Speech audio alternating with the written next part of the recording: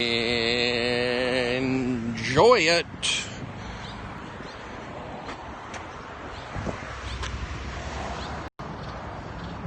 I dyed my beard touch of gray. I dyed my beard touch of gray. I can't see you. I'm just walking. I am not going to Starbucks. This is just a 20-minute walk. I don't know if I can see the comments. So I'm wearing my glasses. Well, yeah, I got to wear a hat. I'm wearing the glasses backwards. I'm wearing my glasses backwards. Base touch. Steven, you had a great podcast on Tinfoil Sports. Thank you. You're not a bad guy if you go to Starbucks. I don't go to that one. I don't want to be around it, knowing that Antifa was there. So just let them have it. You have that Starbucks. It doesn't even exist anymore. I don't even look at it. I drove by it today, actually. I'm not saying I don't go to Starbucks. I just don't go to that one. I drove by it today. I looked at it. Half the people don't even recognize it on the patio. But that's okay. Can't totally see your comments. I want to let you know that right now. I cannot totally see, but you're free to comment. You can turn this into an instant chat room. Discuss. So, just a couple things. I'm checking in. I told you, I think when I was back in Chicago, I said, I'm going to pull back. I don't need to make any great statements. And you know what? I don't. That's why I'm calm. That's why. I get frustrated sometimes on Twitter, but it's just like, the fire was lit, the match was ignited, and there you go. And people know that Maxine Waters is out of control. People know that all the talk show hosts are out of control. People know that Hollywood is out of control. People know that Hollywood's involved with pedophilia and weird stuff. We know. So just whatever. Maybe my numbers have gone down. Maybe my fans early on thought they were like, oh, Brody's doing with us, and then they left. I don't know. I can't tell you that. But I also feel like Periscope, if I don't do it as much, the numbers go down. I think that's just a fact, because you need to create a habit. You got used. There's no surprise here. You got used to Steps with Steve every morning. You got used to Junior Jams. But I'll tell you what, I had to take time off. It's like Ted Williams saying, look, I got to go fight in the war. I have to go put my energy and actually get into a plane and shoot people from the airplane. So that's kind of what I've done. I don't go to movies. I don't watch TV shows. I pay attention to baseball. I watch, when I watch it. And then I do my stand-up. When I do my stand-up, I'm professional. I'm able to, a lot of people say, oh, I'm able to lose myself in work. And I think it's good at times to lose yourself in work. But my stand-up's been good. My special came out. I think people who know me like it. It's good enough. So now I can focus on what's next. I'd like to go on the road, but I got to do it. I got to get a new booking agent. Is basically what I got to do, because I should at least be getting offers to go, hey, Brody, you want to play one night here? Brody, you want to? I don't get those, but I continue, and I don't know. And who knows? Who knows how long I'll continue to get Comedy Store spots? I wasn't there Saturday, but here's the thing. I didn't put in my veils to the Improv, and I didn't put my veils into the Laugh Factory. It's almost like I'm taking a break. The reason why I don't always put my veils in the Improv is because I don't know how many. I don't know the show. It's kind of not saying it's weird over there, but it is a little different. And I feel like the texts they send out are impersonal. There's not a lot of personal warmth and touch there. My opinion. I think they could work on that a little bit, just a little. More than a little. Work on that. Then you have the Laugh Factory. I'm just talking and walking. Then you have the Laugh Factory, The Laugh Factory, it's like they're threatening you on the emails. Put in these dates. If you don't get it in by this time, same thing with the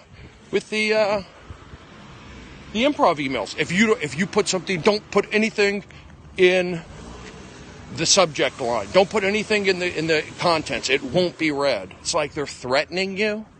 And then the Laugh Factory, they say if you don't inform them 24 hours before you don't show up, you get banned for 3 months. It's like, what did I do wrong? It makes you not want to perform there. It makes you like, I don't want to look at an email when I'm being freaking berated for being threatened. You don't show up, it's 24. You don't in 24 hours. Like, do they do that with the Comedy Store when they send out their text? Brody, if you don't confirm in 24 hours, you're banned for a month. That's not good. But again, that's where comedy's at right now. Comedians probably aren't speaking up because they don't care, they don't know, they're what they call cucked. They're afraid to say something. Oh, practically rode me off the road.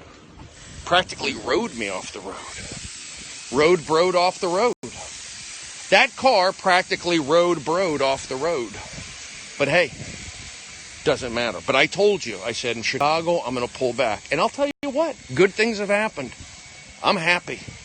I wake up every day happy. Now, I think that inciting, and that's what it was, I think stirring up, I think the Maxine Waters of the world, I think the Judd Apatows of the world, word's out. People don't like it. I told you that from a long time ago. They're eventually going to go after the loudmouths. I warned you, but maybe not. I don't know. Again, what do I know?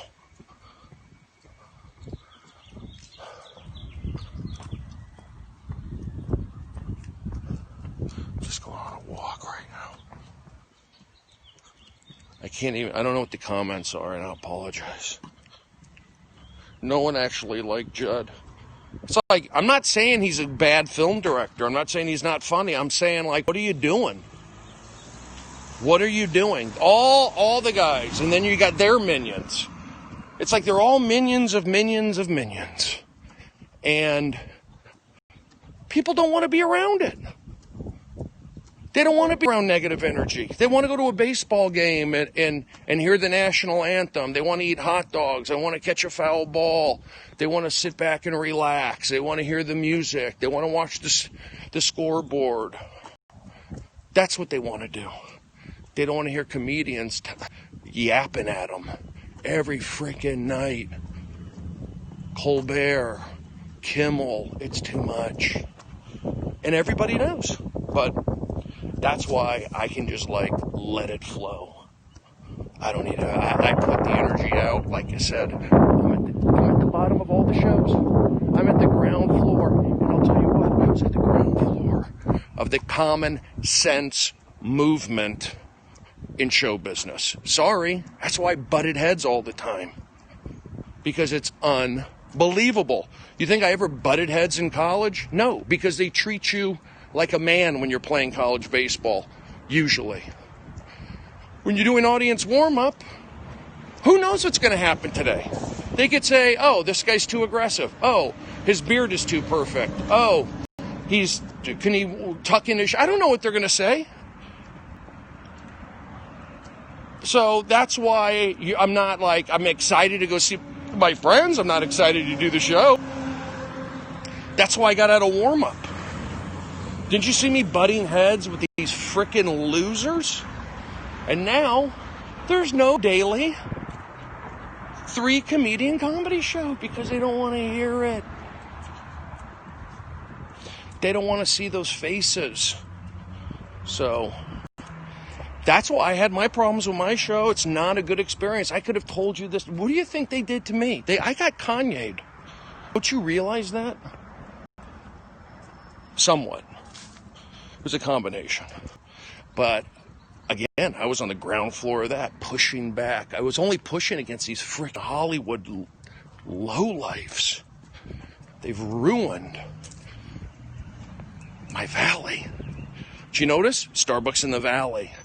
That's Starbucks somewhere else. Starbucks in my valley. That's why I didn't begin comedy here. There's no way I'm going to let some frickin' MC who's running a show, who frickin' moved here to make it, telling me what to do in my neighborhood. F you. And I'm not saying for him to change. I'm saying I know the situation, I know me, and I'm not doing it. That's all.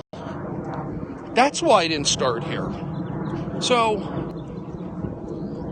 I'm not asking people to, well, am I asking people to change? I don't know what I'm asking. I'm just saying I knew the situation. And I'll tell you something else.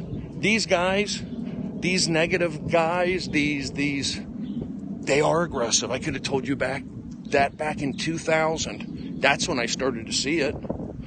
When I was in Seattle, it was just scratching the surface of like, this is kind of crazy. Like my aunt maybe was a little, my aunt and my cousin's girlfriend were a little like, she walked out on my first show because I did something wrong. So they're very sensitive up there. My uncle wrote me a long email because I had a Nazi on my show interviewing him, showing how ridiculous it is and how you got to poke fun at that sort of thing, kill him with kindness. He wrote a big letter. My aunt said that I wasn't thankful. My cousins, it's like I just didn't burn bridges, but they're not into it. They're not into the California. They're very liberal. So, excuse me, that scratched the surface.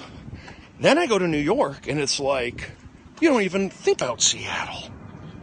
You don't even think about Seattle. I'm performing. New York gets it. New York was fun. You could push it. You could be real. And what was happening?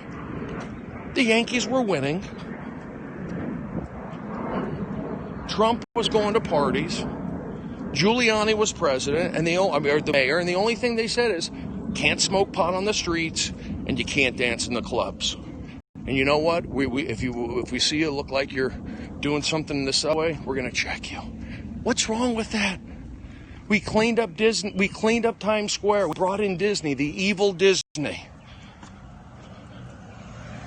It's like, you want to go jerk off in a theater? Go to 9th Avenue. Go to 10th Avenue. Stay off 8th Avenue. Do you understand? But what does this guy know? I lived in New York City for 3 years. I took the subway. I dedicated my life. You're going to soccer practice to watch your kid play. You're going to the PTA meetings. You're dropping your dog off at the sitter.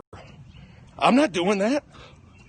So I'm giving you the real scoop on things. You're getting your scoop on things because you're dropping off your kid. You're sleeping in bed with a crazy lady. Your son's addicted to drugs. Your daughter is putting up crazy selfies. Not mine. So I'm able to look at things differently. Hey, Brody, why are you going over there? Don't you have to come back and cook dinner for your kid? No, I have to. There's not a kid. So I'm going to go over there and get a different look on things, a different angle. Oh, Brody, why are you going up to Seattle? Aren't you supposed to stay here? I don't know what that meant, but I did go to Seattle. I'll tell you what. I do feel like when I was younger, I got pushed around a little bit because I was nice, just kind of like I am today, somewhat. And I think I could have been a better son, maybe a better friend at times. But I get panicky, or I get, it's just a combination of the situation I grew up in.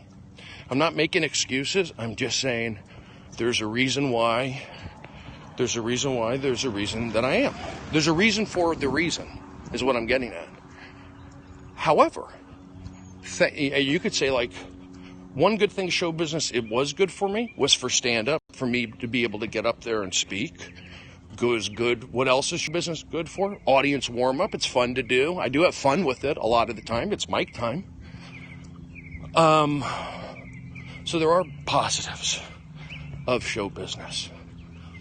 And so I put it all back into that. And the other way I put back into it is by being a better son. Try to be a better brother with my sister, but I think she's been zombified probably. My mom's has pretty much always been zombified. I wasn't, my dad wasn't, and that's why we butted heads.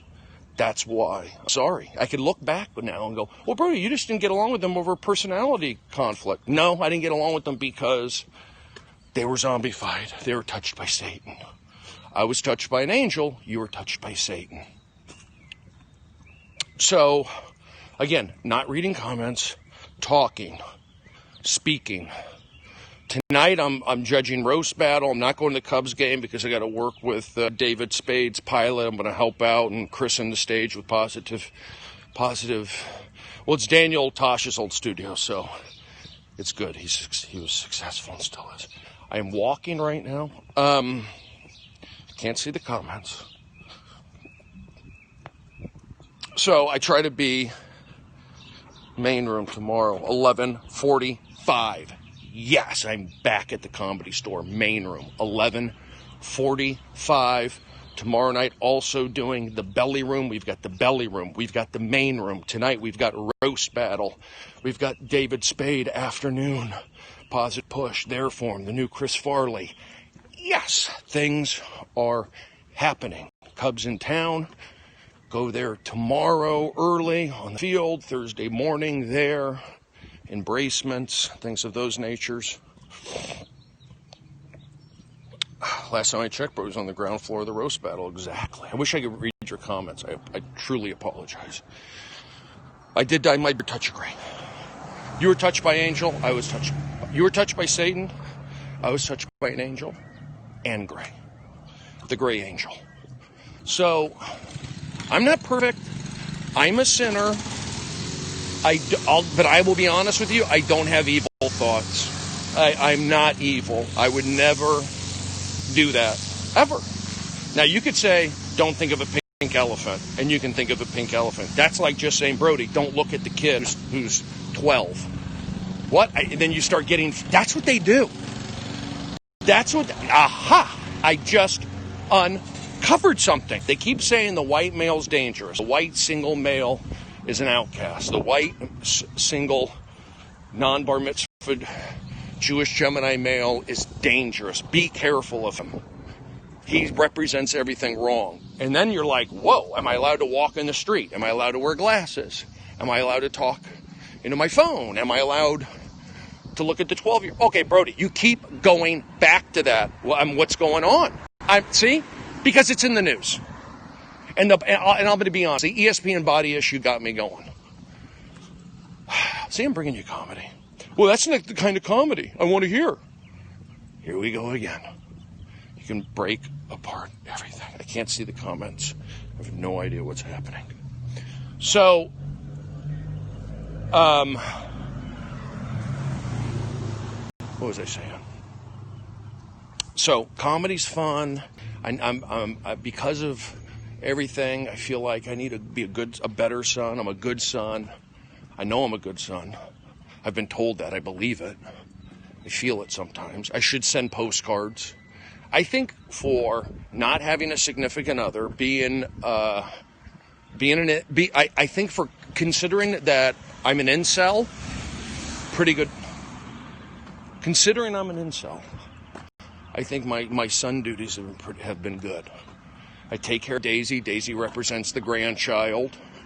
My mom represents my significant other. Okay, Brody, this is creepy. I thought the kid stuff was a little much. Now you're going into dog stuff? Mother? Oedipus? That's a whole nother chapter. You're actually going to that. Oedipus. Yes, I am. I was thinking to myself, I was just thinking the other day, what would shock the audience? I need to shock. Is it the bestiality? They don't seem to be moved by the bestiality. They don't seem to be moved by meeting my sister on J-Date. Well, now we're going to go to another level, and that's called romancing my mother. Yes, we are going on Steve Wilkos. I'm completely joking. I can honestly say, and you know me, I don't have anything weird. If I am weird, you've seen flashes of it. But there's nothing out of the ordinary with me. Nothing. And Hollywood tried to pin that on me. Because baseball never said that.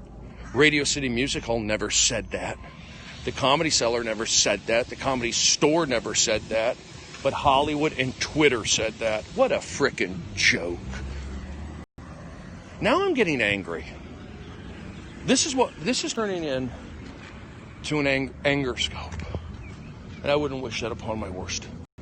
I wouldn't wish that upon my worst friend. I guarantee I'm getting laughs on this. Because I know I'm just a machine. I just keep going. I can close my eyes. It's like eating ice cream and riding a bicycle. You don't forget. And luckily for me, I played baseball at Arizona State, and I learned about mental skills from Ken Revisa, one of the guys, Harvey Dorfman. And who did I see yesterday? Ken Revisa at the Cubs game. He works with the Cubs. All right, guys, listen, I got to get going. I will talk to you later.